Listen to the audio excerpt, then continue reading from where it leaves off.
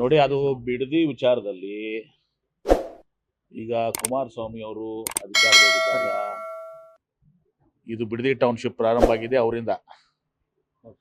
ಆವಾಗ ಇವ್ರದ್ದು ಒಂದು ನಿಲುವು ಬೇರೆ ಇತ್ತು, ಈಗ ಒಂದು ನಿಲುವು ಬೇರೆ ಅದ, ರಾಜಕೀಯ ನಿಲುವು. ಸುಮ್ಮನೆ ಡಿ ಕೆ ಶಿವಕುಮಾರ್ ಮಾಡ್ತಾ ಇದಾರೆ ಅಂತೇಳಿ ಮುಖ್ಯಮಂತ್ರಿಗಳು, ಅದು ತಮ್ಮ ಜಿದ್ದಾಜಿದ್ದಿ ವೈಯಕ್ತಿಕ ದ್ವೇಷ ಇದು. ಮತ್ತು ಇನ್ನೊಂದು ಮಾಹಿತಿ ಹೊರಗೆ ಬಂದಿದೆಯಲ್ಲ, ಅನಿತಾ ಕುಮಾರಸ್ವಾಮಿ ಅವ್ರದ್ದು 100 ಎಕರೆ ಇದೆ ಅಂತ ಹೇಳಿ. ಗೊತ್ತಿಲ್ಲ ಅಂತಂದ್ರೆ, ನನ್ನ ಹೆಂಡತಿ 100 ಎಕರೆ ತೊಗೊಂಡ್ರೆ ನನಗೆ ಅದು ಅಷ್ಟೆಲ್ಲ ಗೊತ್ತಿರಂಗಿಲ್ಲ ಅಂದರೆ ಭಾಳ ಕಷ್ಟಪ್ಪ ಇದು. ನಮ್ಮ ಮನೆಗಂತೂ ಭಾಳ ಡಿಫಿಕಲ್ಟ್ ಅದ. ಅವ್ರ ಮನೇಲಿ ಏನಿದೆ ವೈಯಕ್ತಿಕ ನಾನು ಮಾತಾಡಕ್ಕೆ ಹೋಗೋದಿಲ್ಲ ಅಂದರೆ, ಬಟ್ ಇದೆಲ್ಲನೂ ಅವರಿಂದ ಪ್ರಾರಂಭ ಆಗಿದ್ದು. ಸುಮ್ಮನೆ ರಾಜಕೀಯ ಬರೆಸ್ತಾ ಇದ್ದಾರೆ. ಗೊತ್ತಿದ್ದು ಮತ್ತು ಅವರೇನು 100 ಎಕರೆ ಅದು ಬಿಡಿ, ಅದು ಒಂದು ಭಾಗ ಆಯ್ತು. ಇವ್ರ ಕಾಲದಲ್ಲೇ ಎಲ್ಲ ಆಗಿತ್ತಲ್ಲ, ಅದು ಬಿಡದಿ ಇದು ಪ್ರಾರಂಭ ಆಗಿದೆ. ಯಾವ ವರ್ಷದಿಂದ ಅದು? ಇಲ್ಲ ಸರ್, ಅವಾಗ 10-15 ವರ್ಷ ಆಯ್ತು, ಅದು 15-20 ವರ್ಷ ಆಯ್ತು. ಅವಾಗ ನಾನು ಮಾಡ್ಬೇಕಂತ ಹೊರಟಿದ್ದೆ, ಆದ್ರೆ ರೈತರು ವಿರೋಧ ಮಾಡಿದಕ್ಕೆ ನಾನು ಅವಾಗ ಅಲ್ಲಿಗೆ ಸ್ಟಾಪ್ ಮಾಡಿದೆ. ಬೇಡ ಅವಾಗ ಯಾಕೆ ಅದನ್ನ ಇದು ಮಾಡಿಬಿಡ್ಬಿಡ್ಲಿಲ್ಲ, ಅದನ್ನ ಕೈ ಬಿಡ್ಬೇಕಾಗಿತ್ತಲ್ಲ. ನೋಟಿಫಿಕೇಶನ್ ಯಾಕೆ ಮುಂದುವರಿತು? KDB ನೋಟಿಫಿಕೇಶನ್ ಮಾಡಿದ್ವಿ, ಮೊದಲು ನೋಟಿಫಿಕೇಶನ್ ಮಾಡಿದ್ವಿ ಏನ್ರಿ? ಪಾದಯಾತ್ರೆ ಎಲ್ಲ ಮಾಡ್ತಾ ಇದ್ದಾರೆ. ಯಾರು? ಅದೇ ನಾಟಿಕೆ ಎಲ್ಲ ಜನಕ್ಕೆ ಗೊತ್ತಾಗತ್ತಲ್ಲ. ಈಗ ರೈತರು ಒಂದು ಭಾಗ, ನಿಜವಾದಂಥ ರೈತರು ಈಗ ನಮ್ಮಲ್ಲಿನೂ ಕೂಡ ಹೋರಾಟ ಮಾಡ್ತಾರೆ ಇಂಡಸ್ಟ್ರಿದಾಗ. ನಾನು ರೈತರ ಬಗ್ಗೆ ಹೋಗಿ ನಾನು ಮಾತಾಡೋದಿಲ್ಲ ಏನ್ರಿ. ಆದರೆ JDS ಕುಮಾರಸ್ವಾಮಿ ಅವರು ರಾಜಕೀಯ ಇದ್ದಾರೆ. ರೈತರು ನಮ್ಮ ಭೂಮಿ ನಾವು ಕೊಡಂಗಿಲ್ಲಪ್ಪ, ನಮ್ಗೆ ಹೆಚ್ಚಿನ ಪರಿಹಾರ ಬೇಕು, ನಾವು ಕೊಡೋದಿಲ್ಲ ಅಂತಲೂ ಹೇಳ್ಬೋದು, ಅದವ್ರ ಅಧಿಕಾರ ಇರ್ತದೆ. ರೈತರ ಬಗ್ಗೆ ನಮ್ದು ಯಾವುದೂ ತಕರಾರಿಲ್ಲ. ಆದರೆ ಇವರು JDSನವರು ಕುಮಾರಸ್ವಾಮಿ ಅವರು ಇದ್ರಾಗ ರಾಜಕೀಯ ಮಾಡ್ತಾ ಇದ್ದಾರೆ. ಇಷ್ಟೇ ಡಿಫ್ರೆನ್ಸ್ ಇಸ್ ದ್ಯಾಟ್. ರೈತರು ಹೋರಾಟ ಮಾಡಲಿ, ನಮಗೆ ಬೇಕು, ನಮಗೆ ಕೊಡೋದಿಲ್ಲ, ಹೆಚ್ಚಿಗೆ ಪರಿಹಾರ ಕೇಳ್ಬೋದು, ಅಥವಾ ಡೆವಲಪ್ ಲ್ಯಾಂಡ್ ಕೇಳ್ಬೋದು, ಅಥವಾ ನಾವು ಕೊಡೋದೇ ಇಲ್ಲಪ್ಪ, ನಾವು ಕೃಷಿಗೆ ಬೇಕಪ್ಪ ಅಂತ ಅನ್ಬೋದು. ಅದು ಒಂದು ಭಾಗ, ಯಾವಾಗಲೂ ಅದು ಇದ್ದಿದ್ದಂಥದ್ದು. ಆದರೆ ಇದರಲ್ಲಿ ಸ್ಪಷ್ಟವಾಗಿ JDS ಕುಮಾರಸ್ವಾಮಿ ಅವರು ರಾಜಕೀಯ ಮಾಡಕತ್ತಿದ್ದಾರೆ. ಇವ್ರಿಗೆ ಅದು ಬೇಡಾಗಿತ್ತು ಅಂದ್ರೆ ಅವಾಗನೇ ಅದನ್ನ ಇವರು ಅಧಿಕಾರ ಮುಖ್ಯಮಂತ್ರಿ ಇದ್ರು, ಅದನ್ನ ಆ ನೋಟಿಫಿಕೇಶನ್ ಡ್ರಾಪ್ ಮಾಡಿ ಅವ್ರಿಗೆ ರೈತರಿಗೆಲ್ಲ ಮಾಡ್ಕೊಬಿಟ್ರೆ, ರೈತರು ಇಲ್ಲಿ ತನ ಅವ್ರು ಯಾರು ಮಾರಾಟ ಮಾಡ್ಕೊಳಕ್ಕಾಗಿಲ್ಲ. ನೋಟಿಫಿಕೇಶನ್ ಆದ್ಮೇಲೆ ಯಾರು ಲೋನ್ ತಗೊಳಕ್ಕಾಗಿಲ್ಲ. ಅವಾಗ ಏನ್ ಮಾಡ್ತೀರಿ ಕುಮಾರಸ್ವಾಮಿ ಅವರು? ಅವಾಗೆಲ್ಲ ಹೋಗಿತ್ತು ಅವ್ರ ಕಾಳಜಿ ಬದ್ಧತೆ?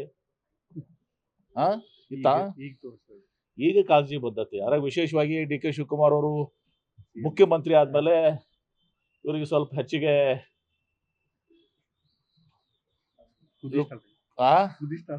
ಸ್ಟಾರ್ಟ್ ಆಗಿದೆ. ಯಾಕಂದ್ರೆ ಗೊತ್ತಲ್ಲ, ಯಾಕಂದ್ರೆ ನಮ್ಮ ಒಂದು ಸಮಾಜದಲ್ಲಿ ಬೇರೆ ಯಾರು ಬೆಳಿಬಾರ್ದು, ಮೊನೋಪಲಿ, ನಮ್ಮ ಮೊನೋಪಲಿ ಇತ್ತು, ಆ ಮೊನೋಪಲಿ ಹೋಗ್ತದೆ ಅಂತ ಹೇಳಿ ಇಷ್ಟೇ ರಾಜಕಾರಣ ಇದೆ. ಸರ್ಕಾರಕ್ಕೆ ನಥಿಂಗ್. ಸರ್, ಈಗ ಜನ ಅರ್ಥಕೊಂಡಿದ್ದಾರೆ, ಜನ ದಡ್ರದಲ್ಲ. ಅವ್ರಿಗೆ ಗೊತ್ತಿದೆ JDSನವರು, ಕುಮಾರಸ್ವಾಮಿ ಅವರು JDSನವ್ರು ಏನ್ ಮಾಡಿದ್ರೆ ಎಲ್ಲ ಗೊತ್ತಿದೆ. ನಾನು ರೈತರ ಬಗ್ಗೆ ಮಾತಾಡೋದಿಲ್ಲ. ರೈತರಿಗೆ ಅವ್ರಿಗೆ ಹಕ್ಕಿದೆ, ಹೆಚ್ಚಿಗೆ ಪರಿಹಾರ ಕೇಳುವಂಥದ್ದು, ಡೆವಲಪ್ಮೆಂಟ್ ಕೇಳುವಂಥದ್ದು. ನಾನು ಬೇಡ ಪರ ಅದಕ್ಕೆ ನಾನು ಕೃಷಿಯಾಗಿ ಮುಂದುವರ್ತೀನಿ. ಅದು ರೈತರದ್ದು ಭಾವನೆಗಳಿಗೆ ನಾನು ಇದು ಮಾಡಕ್ಕೆ ಹೋಗೋದಿಲ್ಲ. ಸರ್, ಈಗ JDS role is purely political with vested interest. ತಾವು ಇದ್ದಾಗ ಏನು ಮಾಡಲಾರ್ದೆ ಈಗ ಬಂದು ಉಪದೇಶ ಹೇಳುವಂಥ ಕೆಲಸ ಮಾಡ್ತಾರೆ, ರಾಜಕೀಯ ಮಾಡ್ತಾ ಇದ್ದಾರೆ, ಸ್ಪಷ್ಟವಾಗಿ ರಾಜಕಾರಣ ಮಾಡ್ತಾ ಇದ್ದಾರೆ. ರೈತರು ಅವ್ರು ಹೇಳಿದಾರಲ್ಲ, AICT ಮಾಡ್ತೀವಿ, ಬೆಂಗಳೂರು ಮೇಲೆ ಪ್ರೆಷರ್ ಇದಾಗಿದೆ, ನಾವು ಮತ್ತೊಂದಲ್ಲಿ ಲೇಔಟ್ ಅನ್ನೋದು ಮಾಡ್ತೀವಿ ಅಂತೇಳಿ ಏನೋ ಮಾಡ್ತಾ ಇದಾರೆ ಅವರು. ಅದು ಇಷ್ಟು ದಿವಸ ಸುಮ್ಮನೆ ಕೂತಿದ್ರು JDSನವ್ರು. 20 ವರ್ಷ ಆಯ್ತು ನನಗೆ ಅನ್ಕೊಂಬಟ್ಟಿಗೆ. ಅದು ನನ್ನ ಕಡೆ ನನ್ನ ಕಡೆ ಟೆಕ್ಸ್ಟ್ ಒಳಗಡೆನೇ ಇದೆ, ನನ್ನ ಮೊಬೈಲ್ದಾಗ ಕೊಟ್ಟು ಹೇಳ್ತೀನಿ ನಿಮಗೆ ಯಾವಾಗ ಏನೇನಾಯ್ತು ಅಂತ ಹೇಳಿ. ಇಷ್ಟು ದಿವಸ ಕಣ್ಣು ಮುಚ್ಕೊಂಡು ಕುತ್ಕೊಂಡು ಈಗ ಅವಾಗ DLF ಬಿಡದಿ ಇದು ಸ್ಟಾರ್ಟ್ ಮಾಡಿದೆ ಇವರೇ ಎಲ್ಲ, JDSನವರೇ ಸ್ಟಾರ್ಟ್ ಮಾಡಿದ್ದು. ಸಚಿವ ಸಂಪುಟ ಇದೆ, ನೋಡಿ ಅದೇ ಹೈಕಮಾಂಡ್ಗೆ ನೋಡಿ, ಒಂದು ಸಚಿವ ಸಂಪುಟ ವಿಚಾರದಲ್ಲಿ ಹೈಕಮಾಂಡ್ ಅಂತಿಮ. ಇವತ್ತು ಹೈಕಮಾಂಡ್ ಯಾರಿಗೆ ಕೊಡ್ಬೇಕಂತದೆ, ಏನು ಕೊಡ್ಬೇಕಂತ ಹೈಕಮಾಂಡ್ ನಿರ್ಧಾರ ಮಾಡ್ತದೆ. ಸೋನಿಯಾ ಗಾಂಧಿ ಅವರು, ರಾಹುಲ್ ಗಾಂಧಿ ಅವರು, AICC ಅಧ್ಯಕ್ಷ ಮಲ್ಲಿಕಾರ್ಜುನ್ ಖರ್ಗೆ ಅವರು, KC ವೇಣುಗೋಪಾಲ್ ಅವರು, ಸುರ್ಜೇವಾಲಾ ಅವರು, ಅದ್ರ ಜೊತೆಗೆ ಸಿದ್ದರಾಮಯ್ಯನವ್ರನ್ನ ಮತ್ತು ಮುಖ್ಯಮಂತ್ರಿಗಳನ್ನ DK ಶಿವಕುಮಾರ್ ಅವರು, ಮತ್ತು ಈಗ ನಮ್ಮ ಹರಿಪ್ರಸಾದ್ ಅವರು ಬಂದಿದ್ದಾರೆ, KPCC ಅಧ್ಯಕ್ಷ ಆಗಿದ್ದಾರೆ. ಎಲ್ಲರೂ ಕೂಡಿ ನಿರ್ಧಾರ ಮಾಡ್ತಾರೆ. ನಾನು ಒಂದು ಹೇಳ್ತೀನಿ, ನಾನು ಆ ವಿಚಾರದಲ್ಲಿ ಹೊಸಬರಿಗೂ ಕೊಡಬೇಕು, ಹಳಬರಿಗೂ ಎಕ್ಸ್ಪೀರಿಯನ್ಸು ಬೇಕು, ಎರಡನ್ನೂ ಮಿಶ್ರಣ ಆಗ್ಬೇಕಿಲ್ಲ ಅಂತಲ್ಲ. ನಾನು ಮಾತ್ರ ಸ್ಪಷ್ಟವಾಗಿ ಹೇಳಿದ್ದೀನಿ, ವಿಜಯಪುರ ಜಿಲ್ಲೆಗೆ ಇನ್ನೊಂದು ಮಂತ್ರಿ ಸ್ಥಾನ ಬೇಕು. ಅದು ಯಾರು ಕೊಡಬೇಕು, ಏನು ಕೊಡಬೇಕು ಅದು ಹೈಕಮಾಂಡ್ ನಿರ್ಧಾರ ಮಾಡಿ, ಅದು ನನ್ನ ಕಡೆ ಇರೋದಲ್ಲ. ಬಟ್ ಇನ್ನೊಂದು ಮಂತ್ರಿ ಸ್ಥಾನ ಕೊಡಬೇಕು ಅನ್ನೋದು ನನ್ನ ಬಲವಾದಂಥ ಒಂದು ಒತ್ತಾಯದ ಆ ದಿಶೆಯಲ್ಲಿ ನಾನು ಎಲ್ಲ ರೀತಿಯ ಪ್ರಯತ್ನ ಮಾಡ್ತಾ ಇದ್ದೀನಿ. Thank you.